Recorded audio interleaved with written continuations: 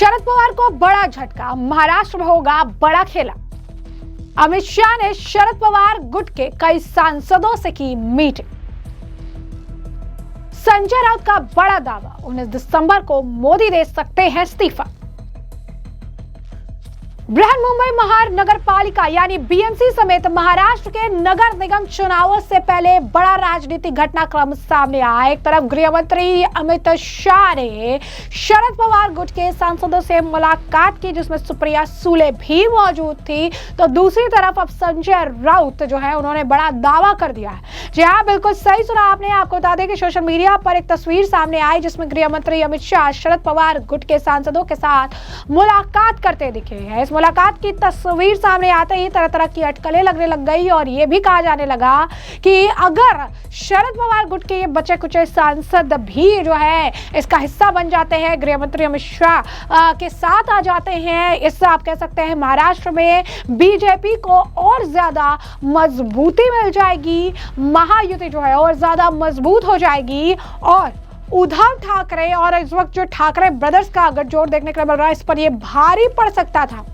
इसके पीछे का एक और बहुत बड़ा कारण है कि आपने देखा कि हाल फिलहाल में सुप्रिया सुले जो कि जो है शरद पवार की बेटी भी हैं, उन्होंने एक बयान दिया था जिसमें उन्होंने विपक्ष से इतर ईवीएम पर जो अपनी राय रखी थी और ये कहा था साफ साफ कि वो इस मशीन पर सवाल नहीं उठा सकती जिससे वो खुद 4 बार जो है चुनकर आई हैं। और उसके ठीक बाद गृह मंत्री अमित शाह से इस मुलाकात को लेकर अटकलें लगने लगी। सोशल मीडिया पर लोगों ने इन तस्वीरों को साझा करके तमाम तरीके के बयान देने शुरू कर दिए और ये कह दिए कि अगर ये हाथ मिला लेते हैं, अगर ये साथ चले आते हैं तो बड़ा ही दिलचस्प नज़ारा होगा। और एक तरह से अगर आप कहेंगे कि विपक्ष के लिए तो बड़ा झटका होगा ही, साथ ही साथ इस बार जो मजबूती है वो एनडीए को 300 पार ले जाएगी अगर इन्होंने साथ आने का फैसला किया। यानी अगर आप देखेंगे तो महाराष्ट्र के लिए एक बहुत बड़ा संकेत दिखने लगा था और तमाम तरीके की अटकलें जो है लगने लग गई थी, तमाम तरीके की बयानबाजी होने भी लग गई थी। लेकिन इस बीच आपको बता दें कि डिप्टी सीएम अजीत पवार जहां पीसीएमसी चुनाव की तैयारी से जुट रहे थे, तो वहीं आपको बता दें कि उन्होंने साफ शब्दों में यह भी कह दिया कि शरद पवार की पार्टी के साथ किसी भी तरह के गठबंधन की कोई योजना नहीं है। जी हाँ, बिल्कुल सही सुना आपने। यानी जो अटकलें लग रही थी उस पर भी उन्होंने विराम लगा दिया। उनके इस बयान के साथ ही उन अटकलों पर विराम लगाने की कोशिश की गई जिसमें कहा गया जा रहा था कि एनसीपी को इसके लिए बीजेपी की हरी झंडी मिल रही है। इस बीच अजीत पवार पुणे के बारामती गेस्ट हाउस में सैकड़ों उम्मीदवारों को इंटरव्यू लेने और भाजपा के पूर्व पार्षदों समेत अन्य नेताओं को पार्टी में शामिल कराने में व्यस्त रहे। लेकिन जो दिलचस्प बात यह रही क्योंकि अजीत पवार भी बीजेपी के साथ आने से पहले इसी तरीके के बयान देते थे और कहते थे कि मैं कहीं नहीं जा रहा हूं, मैं तो यहीं रहूंगा, मैं तो उद्धव के साथ शरद पवार के साथ रहूंगा। लेकिन उन्होंने भी पाला बदला था। तो कहीं ना कहीं ये कहा जा रहा है कि राजनीति जो है वो संभावनाओं का एक बहुत बड़ा आप कह सकते हैं कि घेरा है और ऐसे में यहाँ पर कुछ भी मुमकिन है क्योंकि कुछ भी नामुमकिन नहीं है। ऐसे में भले ही इस अटकले पर विराम लगाने की कोशिश की गई हो, लेकिन जिस तरीके से हाल फिलहाल में बयानबाजियां हुई हैं, तमाम चीजें कही गई हैं, तमाम चीजें बताई गई हैं, इसमें यह कहना गलत नहीं होगा कि सुप्रिया सुले जैसे नेता भी अब कांग्रेस जैसे बड़ी पार्टियों के आप कह सकते हैं एजेंडे से दूरी बनाने में कोई कसर नहीं छोड़ रहे हैं। इस बीच एनसीपी के प्रदेश अध्यक्ष सुनील तटकरे ने भी कहा कि उनकी और एनसीपी नेता प्रफुल्ल पटेल की केंद्रीय गृह मंत्री अमित शाह से नई दिल्ली में मुलाकात हुई थी, लेकिन उसमें गठबंधन को लेकर कोई चर्चा नहीं हुई। तटकरे के मुताबिक बातचीत सिर्फ एनडीए की ओर और मजबूत करने और महाराष्ट्र में महायुति को आगे कैसे बढ़ाया जाए इस पर केंद्रित थी। हालांकि इस मुलाकात के बाद यह चर्चा तेज हो गई थी कि नगर निगम चुनाव में एनसीपी के दोनों गुट साथ ही आ सकते हैं। इससे एक दिन पहले ही फडणवीस ने भी बयान दिया था, महाराष्ट्र के मुख्यमंत्री ने, और कहा था कि ज्यादातर जगहों पर बीजेपी शिवसेना के साथ मिलकर चुनाव लड़ेगी, लेकिन पुणे और पिपरी चिचवड़ में जो है बीजेपी का मुकाबला एनसीपी से होगा। राजनीतिक हलचल उस समय और बढ़ गई जब एनसीपी कि जो सांसद है यानी शरद पवार गुट की जो सांसद है सुप्रिया सुले और उनके साथ भी कई सारे जो सांसद हैं उन्होंने अमित शाह से मुलाकात की। हालांकि सुले ने साफ किया कि ये मुलाकात पूरी तरह से महाराष्ट्र से जुड़े मुद्दों पर थी और उन्होंने बीड के सरपंच संतोष देशमुख की हत्या का मुद्दा भी उठाया, उनके परिवार को जल्द न्याय दिलाने की मांग की। इसके अलावा भारी बारिश से किसानों को हुए नुकसान, महाराष्ट्र के लिए राष्ट्रीय आपदा कोष से पर्याप्त आर्थिक मदद की जरूरत पर भी चर्चा हुई।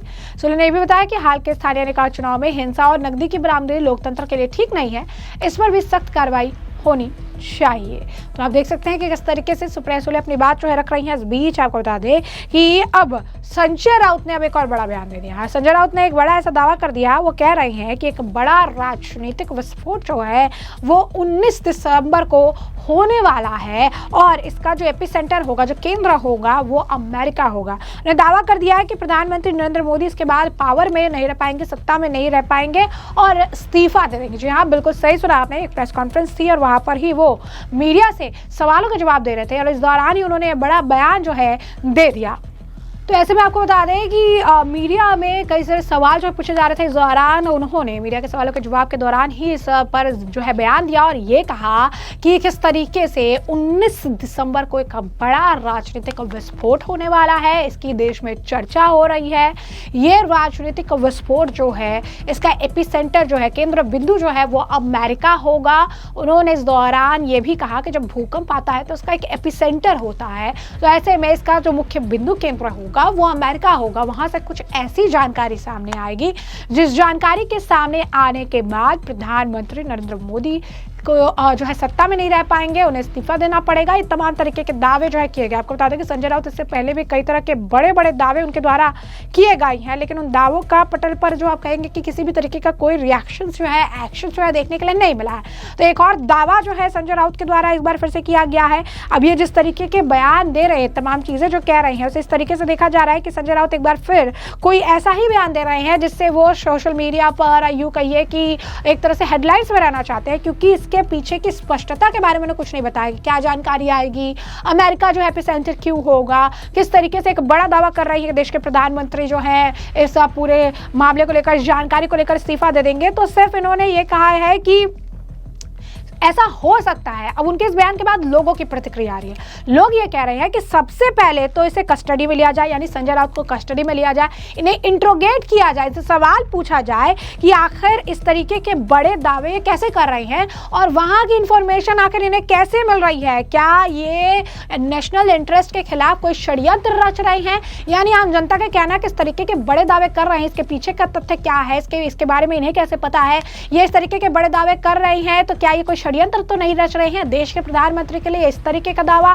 ये काफी ज्यादा चिंताजनक है। इसी तरीके से आपको बता दें कि एक और व्यक्ति ने जो इस तरीके से लिखा है कि इंटरनेशनल लेवल पर प्रधानमंत्री को हटाने के लिए कॉन्स्पिरेसी चल रही है, षड्यंत्र चल रहा है और यहाँ पर अपने ही नेता जो है ये मिली भगत से ये सब कुछ हो रहा है। मोदी जी के बहुत ही ज्यादा जो है बहुत सारे ऐसे पावरफुल एनिमीज हैं जो उनको कभी भी नहीं चाहते कि वो सत्ता में रहे। सो इस तरीके का कोई भी खेल जो है किया जा सकता है और उसके बाद इनके पास जो है कोई रिसोर्स है जहां से ये सारा कुछ निकल कर सामने आ रहा है। आपको बता दें कि जॉर्ज सोरोस के से भी तार जो है जोड़ दिए जा रहे हैं। कहा जा रहा है कि इससे पहले भी उन्होंने साफ तौर पर कहा था कि प्रधानमंत्री को हटाने के लिए, मोदी को हटाने के लिए बिलियंस में पैसे खर्च किए गए हैं।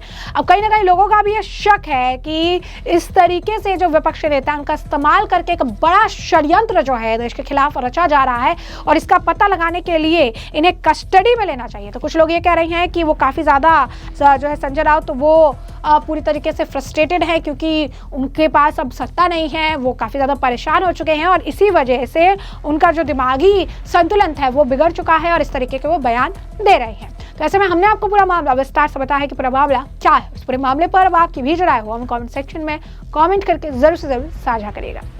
धन्यवाद।